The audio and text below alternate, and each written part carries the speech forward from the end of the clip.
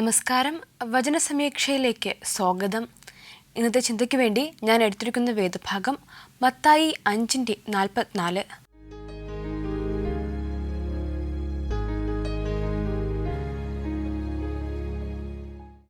നിങ്ങളെ ശത്രുക്കളെ സ്നേഹിപ്പിൻ, നിങ്ങളെ ഉപദ്രവിക്കുന്നവർക്ക് വേണ്ടി പ്രാർത്ഥിക്കുക.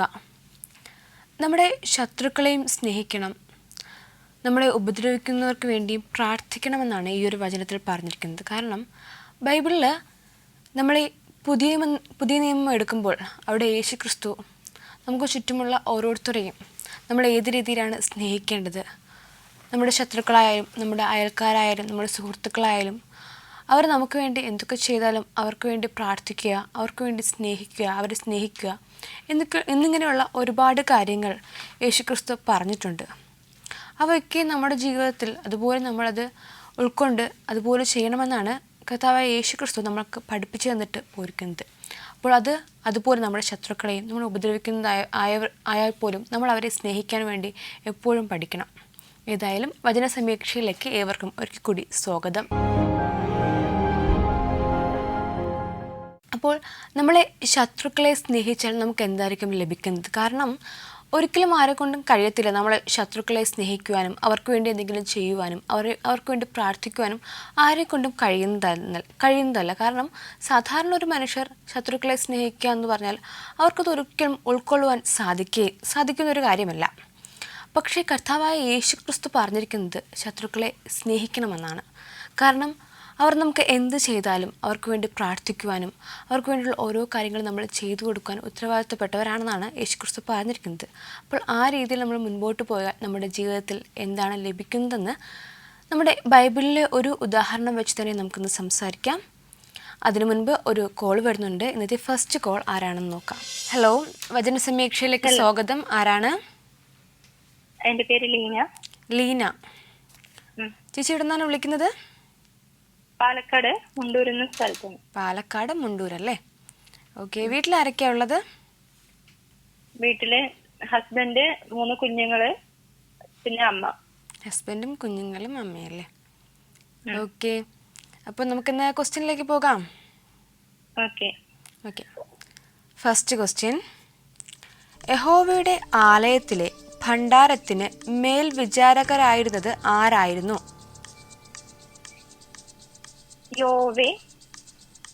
യോവേൽ, അവരുടെ അതായത് ആരുടെ പുത്രന്മാരാണ് ഇവർ രണ്ടുപേരും? യഹീയേലിന്റെ പുത്രന്മാർ. അതെ, അപ്പോൾ ആൻസർ കറക്റ്റാണ്. യഹീയേലിന്റെ പുത്രന്മാരായ സേഥാം, യോവേൽ. കറക്റ്റാണ് കേട്ടോ. ഓക്കെ. ചേച്ചി ഇന്നൊരു പാട്ട് പാടുന്നുണ്ടോ? 2 പേര് പാടാം. ഓക്കെ, പാടിക്കോളൂ. എല്ലാ പ്രതികൂലങ്ങളും മാറും, ശുഭദിനമാഗതമാകും. എല്ലാ പ്രതികൂലങ്ങളും മാറും, ശുഭദിനമാഗതമാകും. തളരാതെ നിന്നാൽ ലജ്ജിച്ചു പോകയില്ല, നാം ലജ്ജിച്ചു പോകയില്ല. തളരാതെ നിന്നാൽ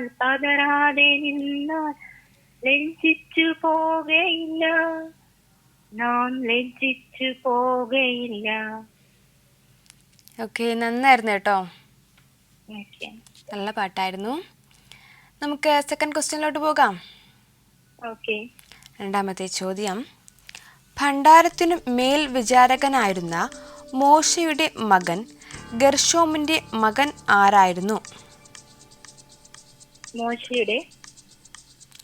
മോശയുടെ മകൻ ആരാണ്? ശെബുവേൽ. അതെ, ആൻസർ കറക്റ്റാണ്, ശെബുവേൽ. ഓക്കെ. ഇനി ചേച്ചിക്ക് ബൈബിളിൽ ഇഷ്ടപ്പെട്ട ഏതെങ്കിലും ഒരു കഥാപാത്രത്തെ കുറിച്ച് സംസാരിക്കാമോ? കഥാപാത്രം രൂത്തിനെ ഇഷ്ടമാണ്. രൂത്തിനെ ഇഷ്ടമാണല്ലേ? എന്തുകൊണ്ടാണ് രൂത്തിനെ ഇഷ്ടം?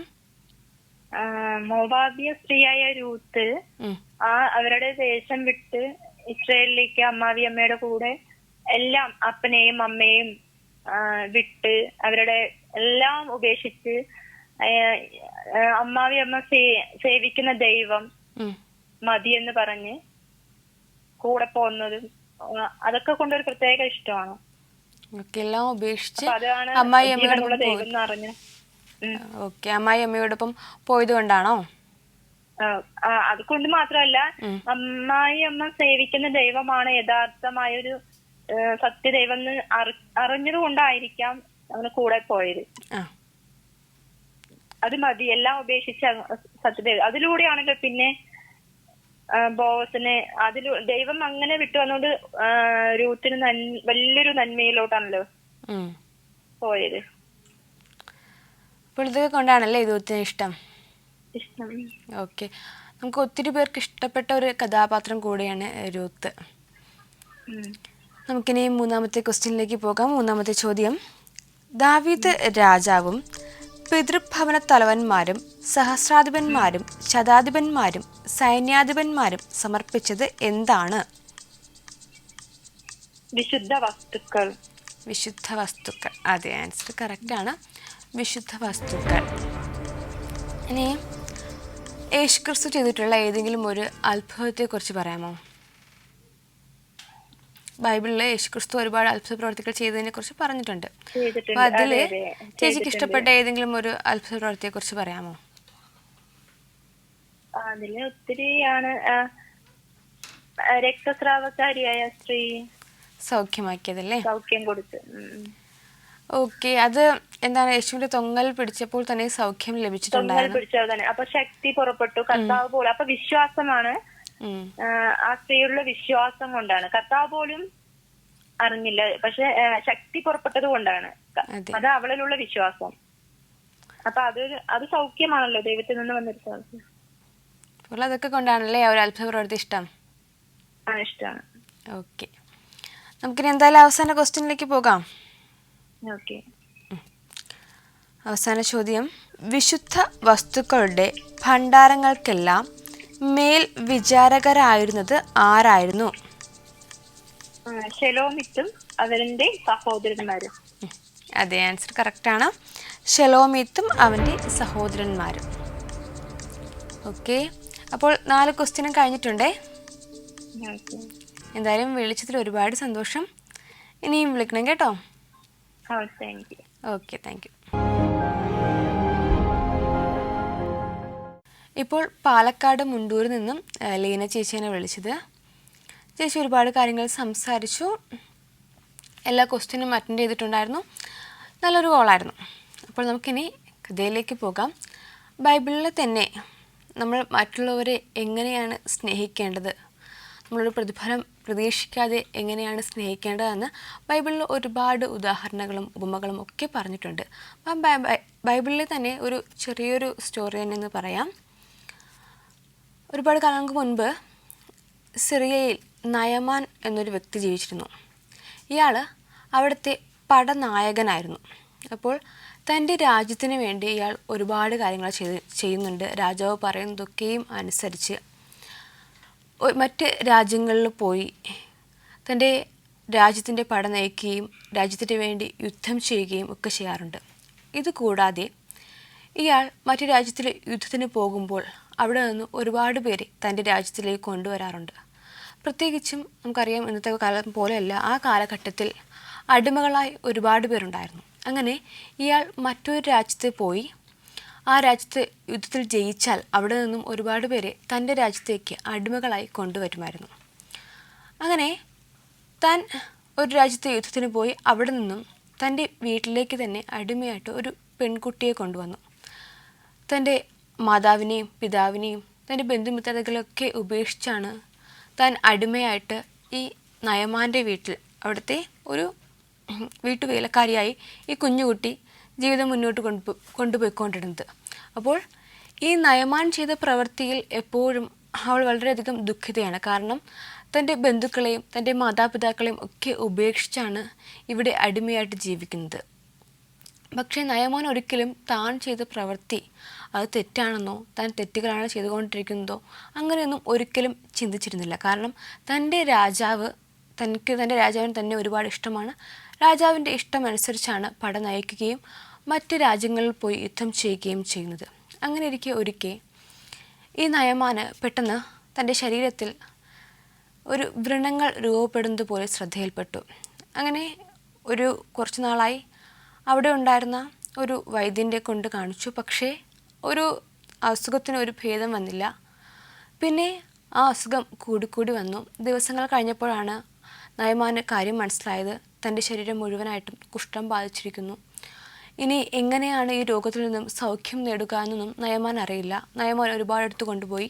പിന്നെ രാജാവും ആ രാജ്യത്തിലെ പടനായകനായതുകൊണ്ടും താൻ പറയുന്ന എല്ലാ കാര്യങ്ങളും കേൾക്കുന്നൊരു വ്യക്തിയായതുകൊണ്ടും രാജാവും ഒരുപാട് സഹായിക്കുവാൻ നോക്കി. പക്ഷേ എന്തൊക്കെയായിട്ടും ഈ നയമാൻ്റെ രോഗം സൗഖ്യമായില്ല. അങ്ങനെ ദിവസങ്ങൾ കഴിയുമ്പോൾ ഈ നയമാൻ്റെ വീട്ടിൽ നിൽക്കുന്ന ആ പെൺകുട്ടി തൻ്റെ യജമാനന് ഇത്രയും വലിയൊരു അസുഖം ബാധിച്ചിരിക്കുകയാണ്.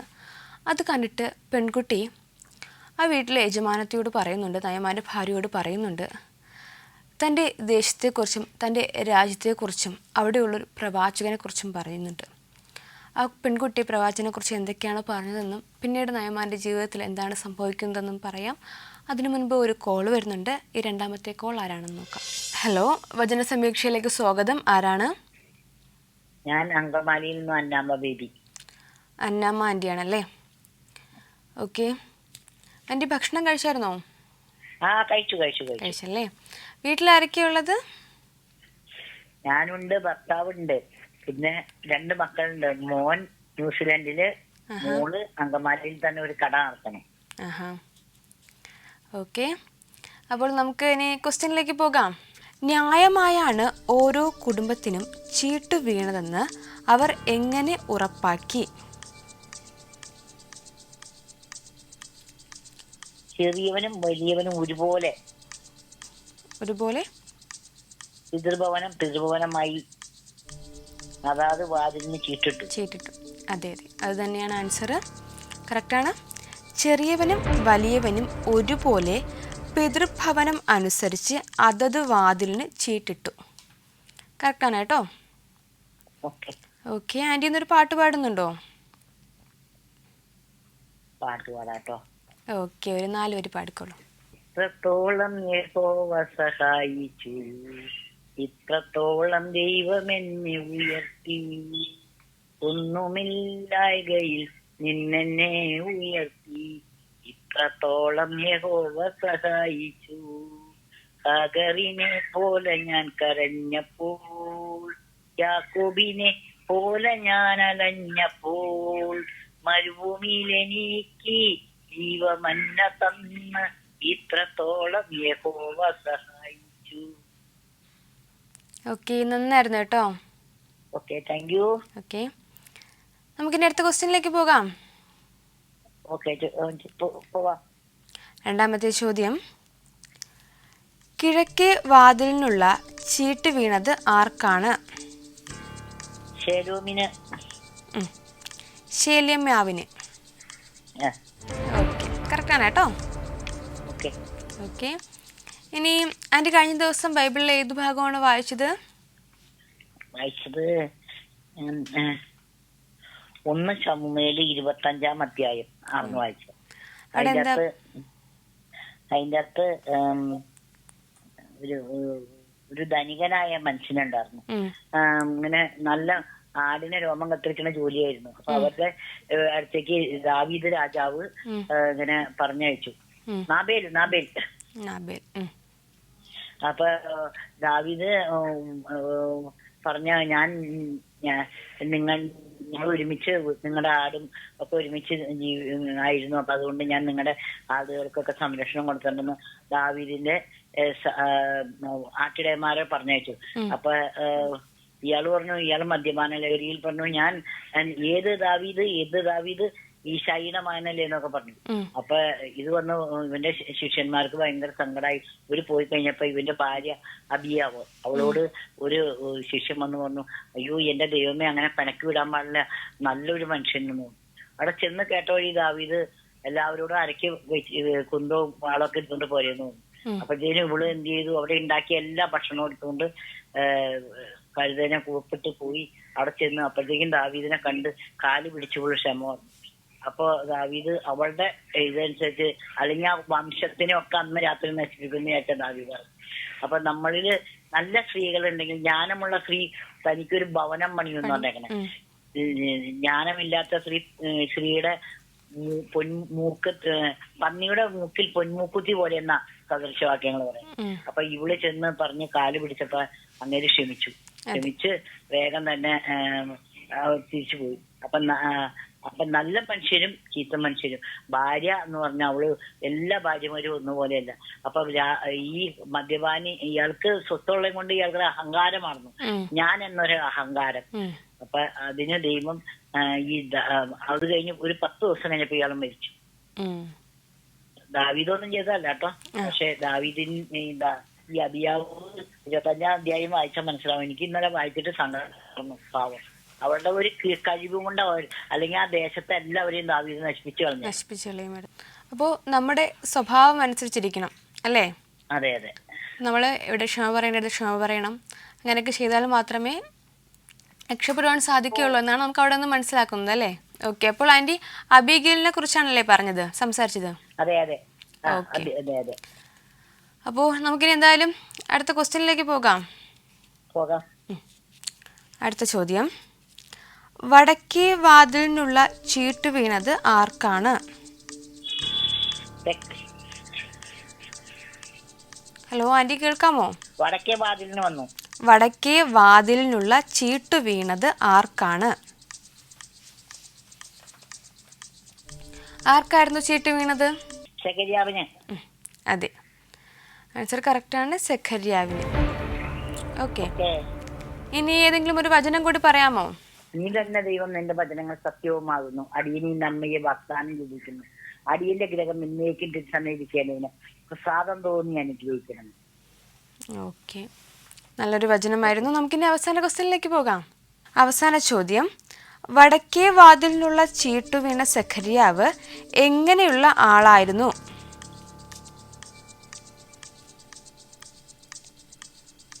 സെഖര്യാവ് ദേവന്മാരെ കൊണ്ടുവന്ന് അവയെ തനിക്ക് ദേവന്മാരായി നിർത്തി അവയുടെ മുൻപാകെ നമസ്കരിക്കുകയും അവയ്ക്ക് രൂപം കാട്ടുകയും ചെയ്തു.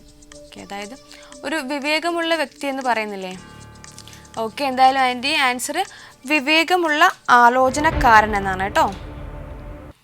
എന്തായാലും ഇന്ന് വിളിച്ചതിൽ ഒരുപാട് സന്തോഷം. God bless you.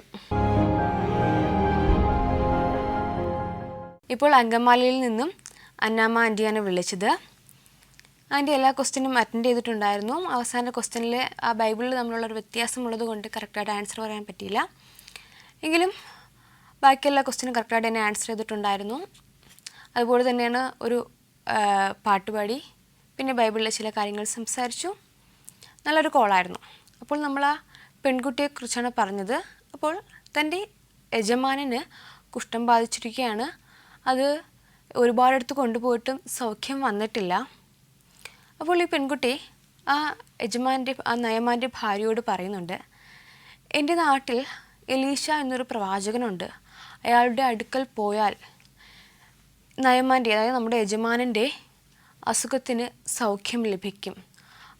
ആ പ്രവാചകനെ കൊണ്ട് അസാധ്യമായിട്ടുള്ള ഒരു കാര്യവുമില്ല, നല്ലൊരു പ്രവാചകനാണെന്ന് എലീശയെക്കുറിച്ചുള്ള ഒരുപാട് കാര്യങ്ങൾ, എലീശ ചെയ്തിട്ടുള്ള ഒരുപാട് അത്ഭുത പ്രവർത്തികളെക്കുറിച്ചും എലീശയുടെ വചനങ്ങളെക്കുറിച്ചുമൊക്കെ ഈ നയമാൻ്റെ ഭാര്യയോട് പറയുന്നുണ്ട്. അപ്പോൾ ഇതൊക്കെ കേട്ടപ്പോൾ നയമാൻ്റെ ഭാര്യയ്ക്ക് ഒരുപാടടുത്ത് പോയ വ്യക്തിയാണല്ലോ, ചിലപ്പോൾ ഈ പെൺകുട്ടിയുടെ രാജ്യമായ മിസ്രൈമിലേക്ക് പോയാൽ അവിടെ നിന്ന് ചിലപ്പോൾ സൗഖ്യം ലഭിച്ചാലോ എന്നൊരു ചിന്ത ഈ നയമാൻ്റെ ഭാര്യയ്ക്കുണ്ടാകുന്നു. അതിനുശേഷം നയമാൻ്റെ ഭാര്യ നയമാനോട് പറയുന്നുണ്ട്, ഈ പെൺകുട്ടിയുടെ രാജ്യത്തേക്ക് പോയാൽ അവിടെ എലീശ എന്ന പേരുള്ളൊരു പ്രവാചകനുണ്ട്, അയാളുടെ അടുക്കൽ പോയാൽ നിങ്ങളുടെ ഈ രോഗത്തിന് സൗഖ്യം ലഭിക്കും എന്ന് നയമാനോട് പറയുന്നുണ്ട്. പക്ഷേ നയമാൻ ആദ്യം തൻ്റെ ഭാര്യ പറയുന്നതൊന്നും അതുപോലെ തന്നെയാണ് ആ പെൺകുട്ടിയുടെ വാക്കുകളും ആദ്യം വിശ്വസിക്കുകയോ അതിനനുസരിച്ച് പ്രവർത്തിക്കുവാനോ തയ്യാറായിരുന്നില്ല. താൻ അങ്ങോട്ട് പോകുന്നില്ല എന്നാണ് നയമാൻ ആദ്യം പറഞ്ഞിരുന്നത്. പക്ഷേ വീണ്ടും നയമാൻ്റെ ഭാര്യയും അതുപോലെ തന്നെ ആ പെൺകുട്ടിയും ഈ എലീശയെക്കുറിച്ച് പറഞ്ഞപ്പോൾ നയമാൻ അവിടേക്ക് പോകുവാൻ തയ്യാറായി. നയമാൻ്റെ അതുപോലെ തന്നെയാണ് കുറച്ച് ബാക്കി കൂടെയുള്ള കുറച്ച് ഭൃത്യന്മാരൊക്കെ ആയിട്ടാണ് എലീശയുടെ അടുക്കൽ പോയത്. പക്ഷേ എലീശ നേരത്തെ തന്നെ ദൈവത്തിൻ്റെ അരുളപ്പാട് എലീശയ്ക്ക് ലഭിക്കുന്നുണ്ട് നയമാൻ ഇവിടേക്ക് വരുന്നതിനെക്കുറിച്ച്. എലീശയുടെ ഭൃത്യനായ ഗേഹസിയോട് ഒരാളിങ്ങോട്ട് വരുന്നുണ്ട്. അയാളടുത്ത് പറയുക, ഇത് എങ്ങനെ നിങ്ങൾക്ക് സൗഖ്യം ലഭിക്കും എന്നതിനെക്കുറിച്ചുള്ള കാര്യങ്ങളും ഈ എലീശ ഗേഹസിയോട് പറയുന്നുണ്ട്. ഇനി നയമാനെ എങ്ങനെയാണ് സൗഖ്യം കിട്ടുന്നതെന്ന് ഞാൻ പറയാം. അതിനു മുൻപ് ഒരു കോൾ വരുന്നുണ്ട്. ആരാണെന്ന് നോക്കാം. ഹലോ, വചന സമീക്ഷയിലേക്ക് സ്വാഗതം. ആരാണ്? പന്തളത്ത് നിന്നും ആലീസ് ജോയ് ആൻറ്റിയാണല്ലേ? ഓക്കെ ആൻറ്റി, വീട്ടിൽ ആരൊക്കെയാ ഉള്ളത്? ആൻറ്റി തനിച്ചാണല്ലേ? ഓക്കെ. അപ്പോൾ വേദഭാഗം വായിച്ചായിരുന്നോ? വായിച്ചായിരുന്നല്ലേ? അപ്പം നമുക്ക് നേരെ ക്വസ്റ്റ്യനിലേക്ക് പോകാം. ഫസ്റ്റ് ക്വസ്റ്റ്യൻ, മാസം തോറും ദാവീദ് രാജാവിൻ്റെ ഓരോ പ്രവൃത്തിയിലും രാജാവിനു സേവനം ചെയ്തു വന്നിരുന്ന ഉദ്യോഗസ്ഥന്മാർ എത്ര പേരുണ്ടായിരുന്നു? 24,000. അതെ, ആൻസർ കറക്റ്റാണ്. 24,000 പേർ. ഇനി രണ്ടാമത്തെ ക്വസ്റ്റ്യൻ ആണ്, ദാവീദ് രാജാവിന് സേവനം ചെയ്യുന്ന ഗണങ്ങളുടെ ജോലി സമയക്രമം എങ്ങനെയായിരുന്നു?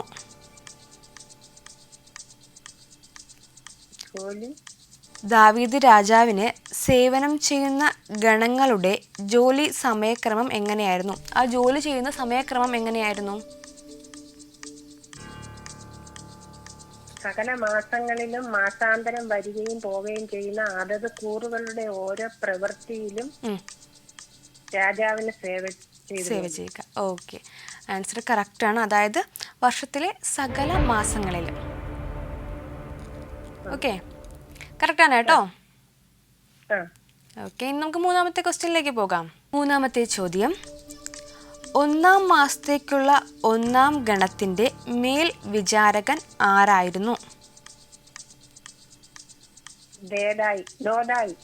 ദോദായി ആണോ? ദോദായി അല്ല. ഒന്നാം മാസത്തേക്കുള്ള ഒന്നാം ഗണത്തിൻ്റെ മേൽ വിചാരകൻ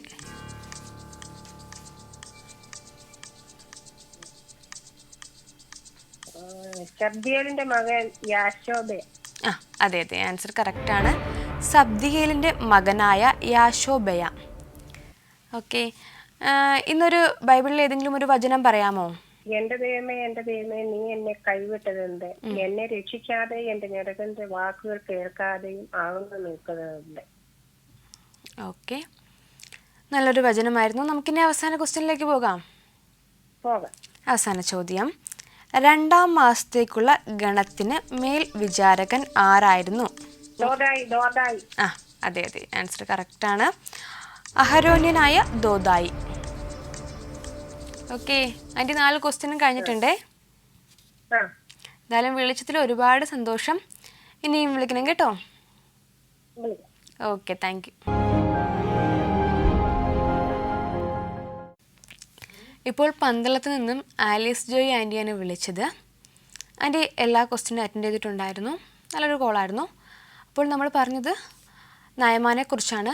അങ്ങനെ നയമാൻ എലീശയുടെ അടുക്കൽ പോകുന്നുണ്ട്. പക്ഷേ എലീശയ്ക്ക് പകരം ഗേഹസിയാണ് വന്ന് പറയുന്നത്, ഇവിടുത്തെ നദിയായ യോർദാനിൽ പോയി 7 തവണ കുളിച്ചാൽ നിങ്ങളുടെ ഈ അസുഖം ഭേദമാകുമെന്ന്. നയമാന് പക്ഷേ അത് ഒരിക്കലും തന്നെ അക്സെപ്റ്റ് ചെയ്യാൻ ഒട്ടും താല്പര്യമില്ലായിരുന്നു. കാരണം താൻ ഒരുപാട് പേരെടുത്ത് തൻ്റെ ഈ അസുഖം കൊണ്ട് കാണിച്ചു. പക്ഷേ പ്രഗത്ഭരായ ഒട്ടും തന്നെ അവർക്ക് സൗഖ്യം നൽകുവാൻ സാധിച്ചില്ല.